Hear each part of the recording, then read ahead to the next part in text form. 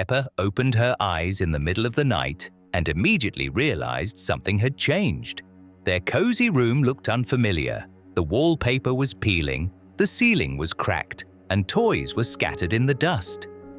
George had also woken up and sat on his bed, sobbing softly. "Peppa, this isn't our house," he whispered, clutching his dinosaur. The silence was so thick it rang in their ears. And then it broke. In the living room, the television hummed to life. They both knew no one had turned it on. The screen flickered with static, distorting the darkness of the room. Peppa carefully led her brother by the paw downstairs. The living room looked even worse. The floor was stained with damp spots. The furniture creaked as if it had been standing for hundreds of years. Jagged lines and blurry silhouettes danced across the screen. "Mummy? Daddy?" Peppa called, but only a distorted, heavy voice replied, "You have been happy for too long. Now it's time to pay."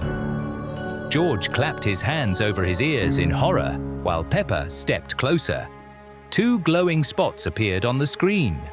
One cold blue, the other warm orange. From these patches of light, shapes began to take form. Their bodies looked as though they were built from blocks, their faces stretched into unnatural smiles. "It's Los Bros," Peppa whispered. "We've come," they said in unison. Their voices sounded as if they came from both the television and directly inside her head. At that moment, Peppa noticed the mirror on the wall. She looked into it and froze. Staring back at her was herself, but twisted. Her eyes were enormous and black, her mouth stretched into a wide grin, and behind her reflection stood two figures, one blue, one orange. Peppa screamed. George, terrified, ran toward the door and suddenly vanished. His cry echoed through the empty house before silence fell again. "George!" Peppa shouted. She dashed through the rooms, opening every door, but their house was no longer a home. Corridors stretched endlessly, windows looked out into black emptiness. On the floor lay George's dinosaur. The toy was dirty, marked with strange stains, blue and orange prints, as though someone had gripped it with both hands. Peppa's heart pounded. She picked up the toy and heard laughter. It came from everywhere at once, from the walls, the ceiling, the floor beneath her. The laughter was childlike and cheerful, yet there was something tortured within it. The television flared again, and now the figures of Los Bros appeared clearly. On the left stood Tralalerit, his aura glowing blue, eyes burning with a cold gleam. His grin was so wide it seemed it might tear his face apart. On the right stood Tung Tung Tung Sito, bathed in orange light. His movements were sharp, his stare piercing, as if he could see straight through her soul. "Where's George?" Peppa cried, though her voice trembled. "He's with us," one answered. "Now it's your turn," added the other. A stream of black smoke burst from the television. It whirled into a vortex, and the entire house began to change. The floor cracked, the walls bent and warped, the ceiling sank lower. Peppa tried to run, but her legs felt as heavy as stone. The shadows on the walls came alive, stretching into hands that clawed at her dress. She tore herself free, but standing before her now were Los Bros themselves. No longer on the screen, but in the room. Their blocky bodies seemed alive, yet their eyes were alien. Blue and orange light intertwined, wrapping around everything. Peppa felt her breathing grow heavier, her heart tighten in her chest. "We will play," they said in unison. "Forever." They stepped closer. The floor beneath her feet vanished, and Peppa fell into a crimson void. The last thing she saw were their faces grinning in the darkness, and their hands reaching out to her. And then the house sank into silence. Only in the forest, near their home, one can sometimes hear children's laughter and a faint whisper carrying two voices, one blue, one orange. Peppa Pig, the Mask It began on a cold, windy day, the kind of wind that pulled at trees and scattered wet leaves across the pavement. The sky had been gray for many days, the park was empty, and the paths were soggy. Peppa and George were walking along a muddy path. Leaves stuck to their boots, and the ground squelched beneath them. Then Peppa saw a white shape lying in the grass. A mask. It lay perfectly flat, as if placed there on purpose. Not fallen, not forgotten. Face up. White, smooth, featureless. Just two dark slits for eyes, and a thin line where a mouth should be, not a smile. Peppa stopped. She bent down, touched it with her hoof.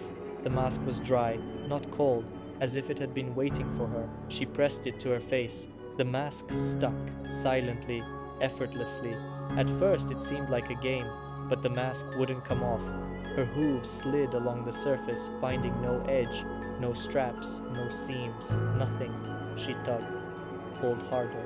It didn't move. The mask had become part of her face. When they returned home, no one reacted, or maybe no one wanted to. The family acted as though nothing had changed. Too calm, too quiet. Peppa sat at the dinner table, but her voice sounded muffled, like it was coming through glass. No one looked directly at her. The next day, the mirror behaved oddly. When Peppa turned her head, the reflection lagged behind. When she raised her hoof, the motion was off, as if someone inside the mirror was trying to mimic her but not quite managing. By the third day, she could barely feel her face. The mask didn't press, didn't itch. It simply was. Still, silent. She tried to remember her old appearance, but the image blurred, like looking through foggy water. Her toys felt unfamiliar. The room looked wrong. Even her favorite blanket smelled different. Her clothes didn't fit right. Everything rubbed, tugged, shifted. She no longer felt at home in her own home. Time passed strangely, day after day, but it meant nothing. The house grew quieter, as if it were absorbing sound. Mummy and Daddy rarely spoke. They were present but distant and fading. Peppa began to hear whispering, not from outside, from within. A whisper without breath, without tone, repeating again and again, "You are the mask. You are me. You were." On the fourth day, the photographs changed. Faces faded. First George, then Daddy, then Peppa herself.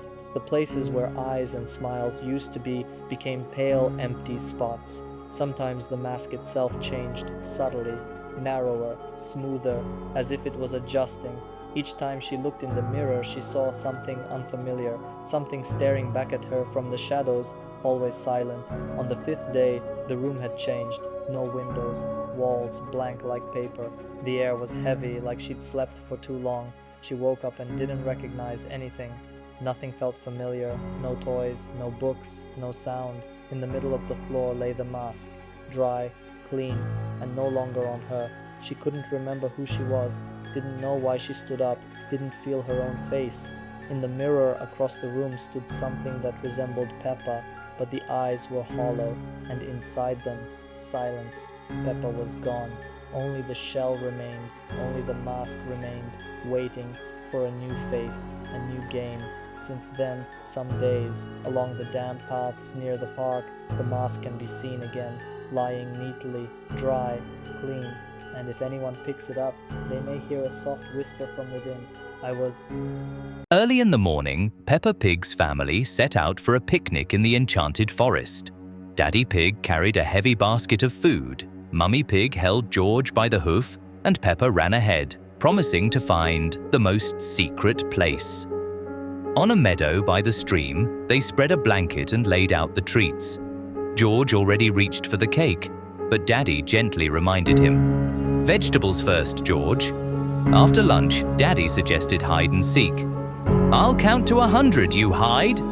Peppa and George darted behind an oak and held their breath. But when they peeked out, there was only silence. No steps, no voices, even the stream seemed hushed. The sun leaned toward the horizon, and the forest grew unfamiliar. They tried to find the meadow again, but every path led back. Every tree looked the same. Darkness fell quickly. In a rock, they found a low, damp cave and hid inside. It smelled of moss and moisture. George whimpered and Peppa whispered, "We're together. We'll manage."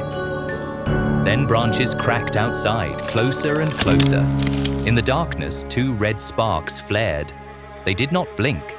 There were old tales of the deer monster. Its antlers parted branches. Its steps shifted paths. A growl burst from the dark, shaking the ground. Peppa grabbed George. "Run!" They bolted and saw a light ahead, an old hut among the thickets. They rushed inside and slammed the crooked door. The air was heavy, the walls rotten. In the corner lay a chest, a rusty shovel and axe. Outside, something circled the hut and pressed against the threshold. Then the walls shook, struck by huge antlers. "Make noise!" whispered Peppa, and they banged on the pot and the chest lid.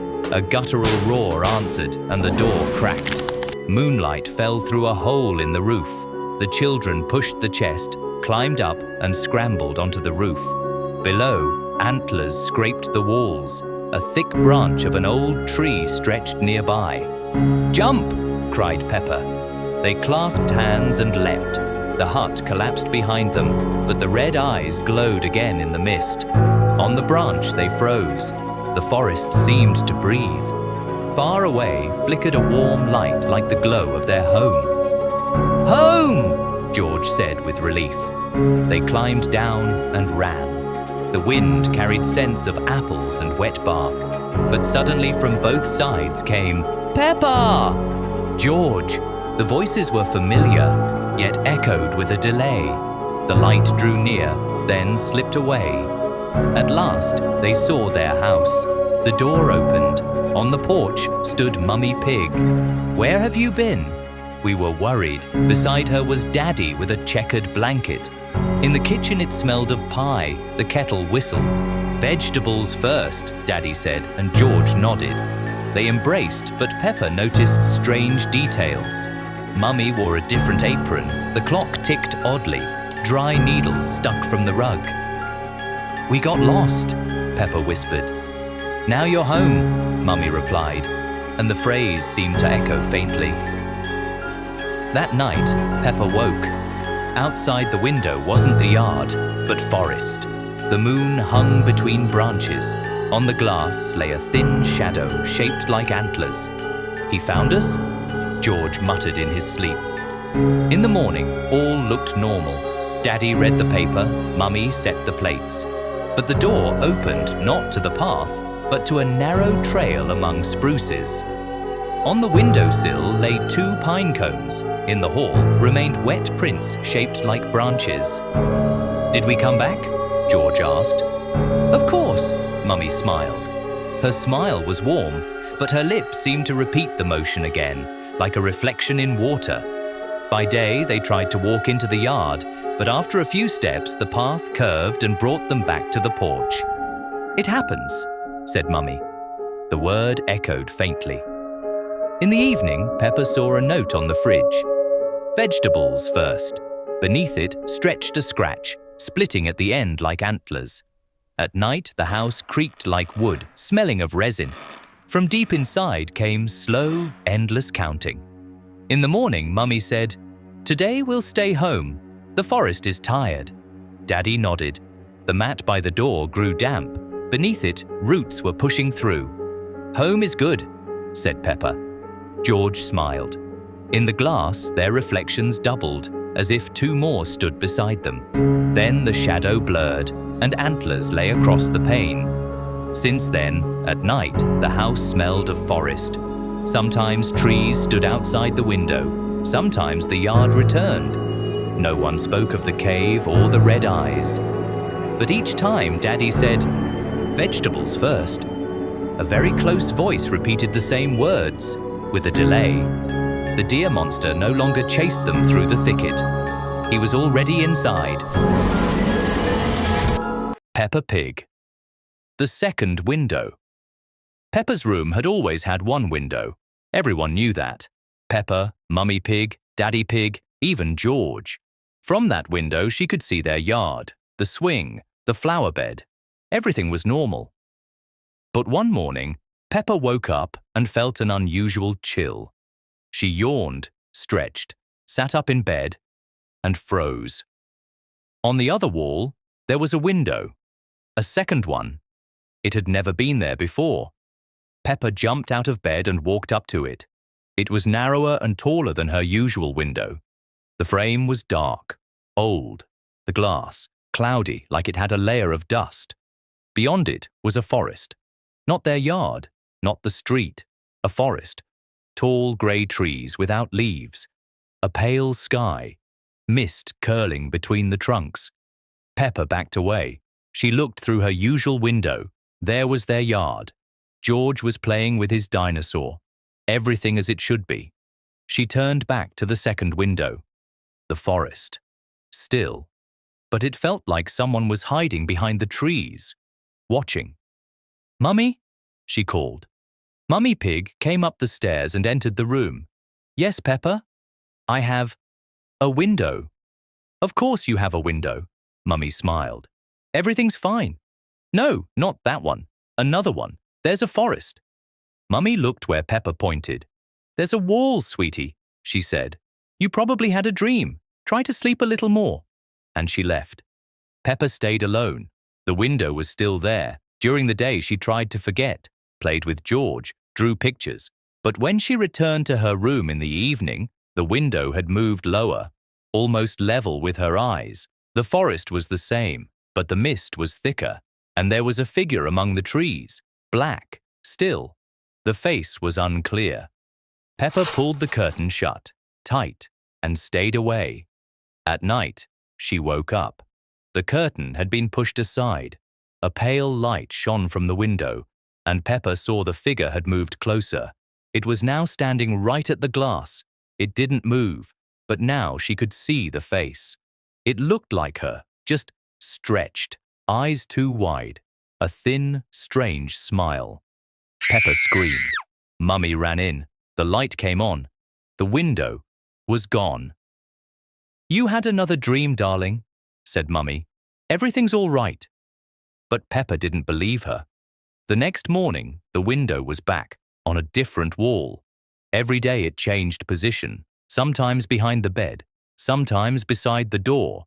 The forest never changed. The figure kept getting closer. Peppa started leaving notes on the windowsill. "Who are you?" she wrote. But in the morning, they'd be gone. And one morning, words had been scratched into the glass from the inside. "You look out the window, but I'm inside." That day, Peppa didn't go to school. She sat in the corner of her room, by her normal window, breathing quietly. From behind her, a rustle. The curtain moved on its own. She didn't turn around. Now, the window is always there.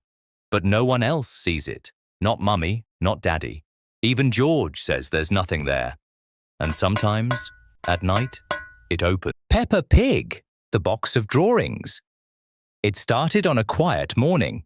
Peppa woke up to a rustling sound. George was dragging something along the floor. In the hallway, she saw him carrying a cardboard box. Old, dusty, no writing on it. It looked like something forgotten in a basement. "Where did you get that?" Peppa asked. George didn't answer. He just smiled. He placed the box on the floor and opened it.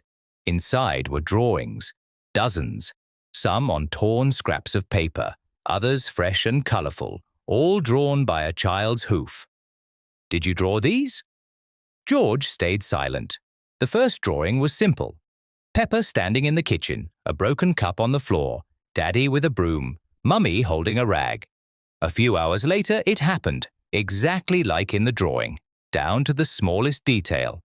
Peppa dropped a cup, shards scattered. Daddy sighed. Mummy got the rag. "Just a coincidence," Mummy said.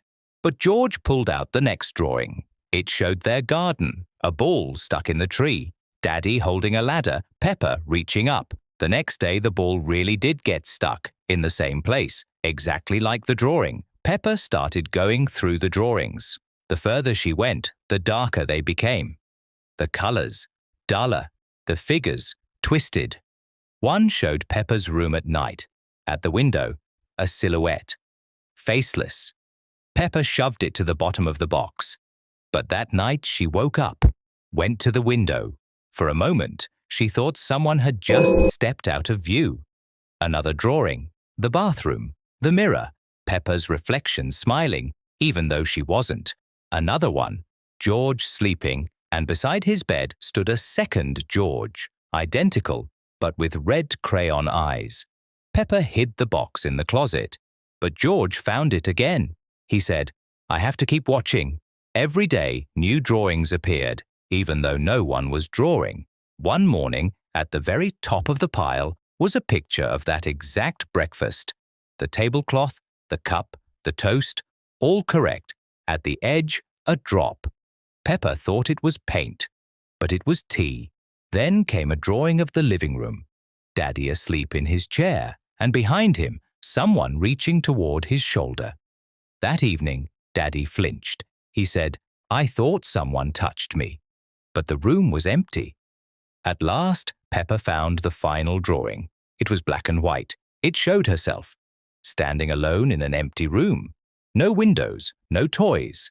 Her face, blank, arms limp at her sides, and behind her, the box, and written in neat handwriting, "Now you're inside."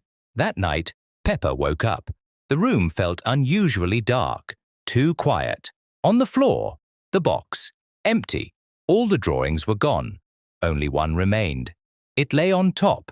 It showed Mummy, Daddy, and George sitting at the table, smiling, laughing. But Peppa wasn't there, and at the bottom, written carefully, "They don't remember you anymore."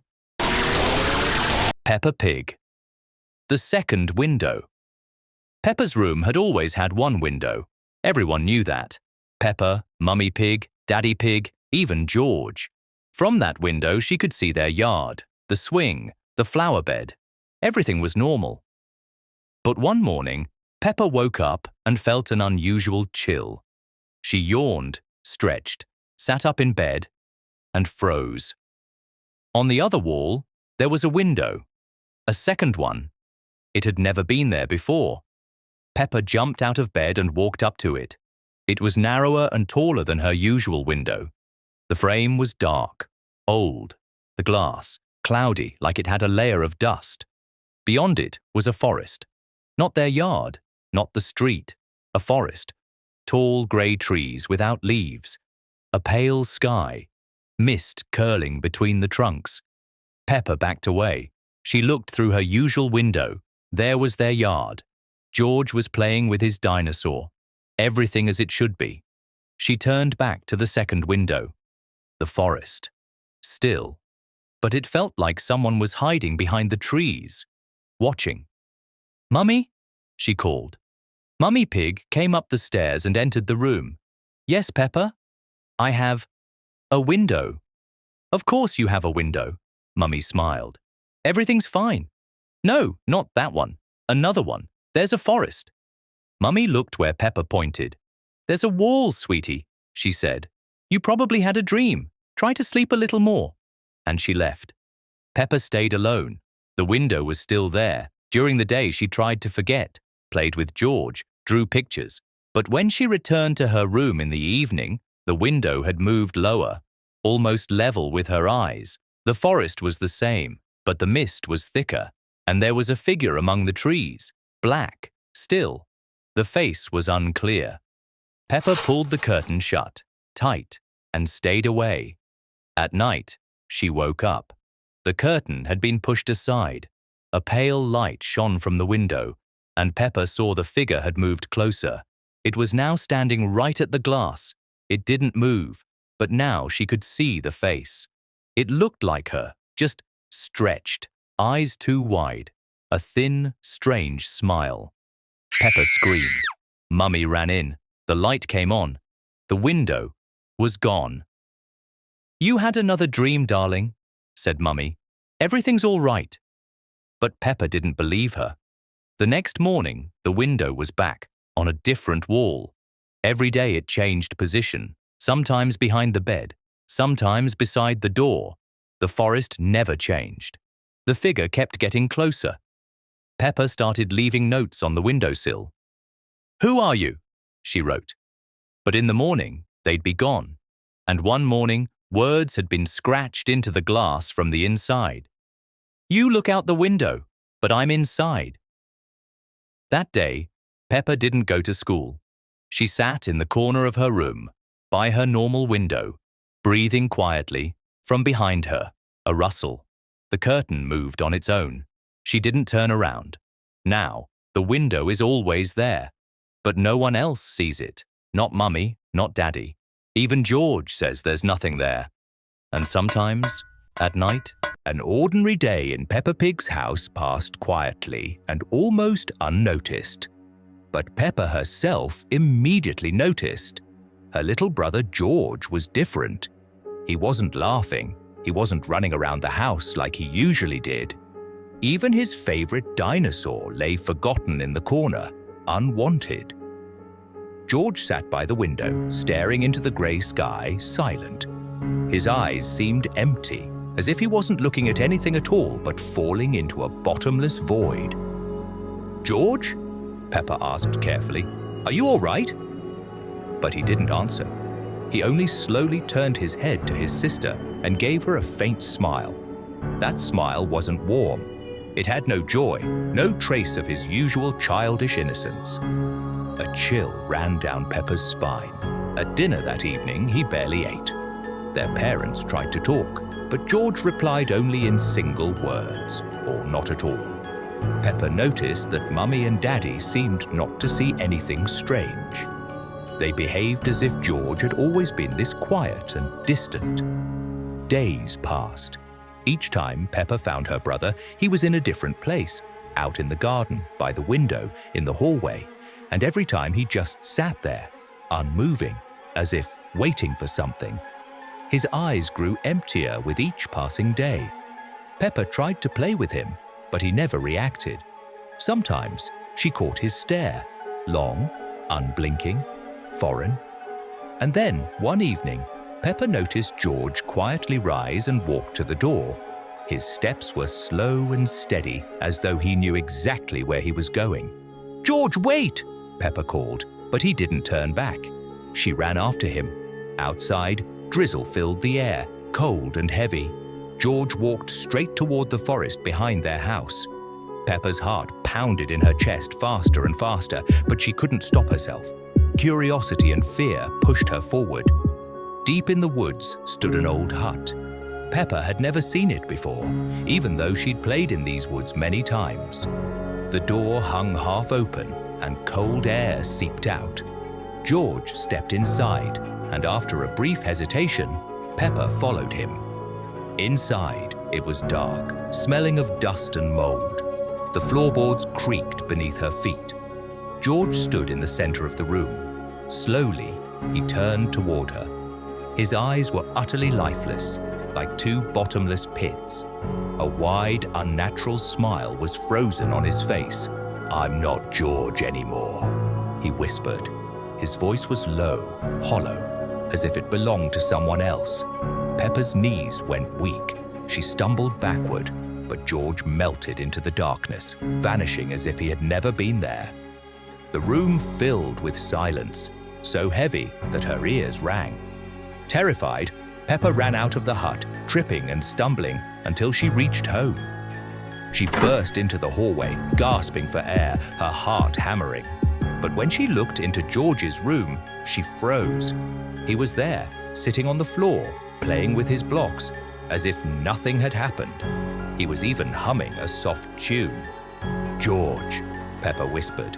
He lifted his head. His eyes were just as empty, his smile just as dreadful. That night, Peppa tossed and turned in bed, unable to sleep. She listened to every sound in the house, and then she heard it. First a faint rustle, then a quiet scraping.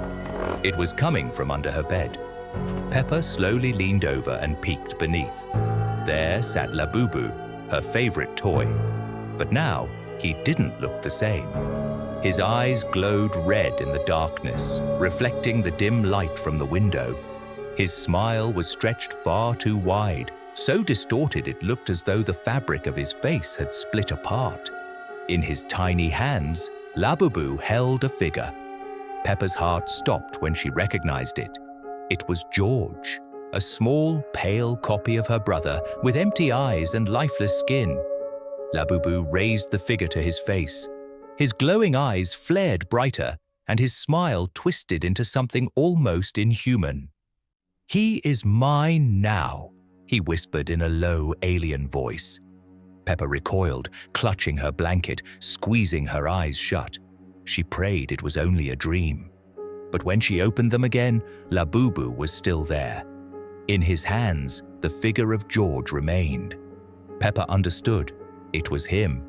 It was Labubu who had changed George. He had stolen his soul, and now he wouldn't stop.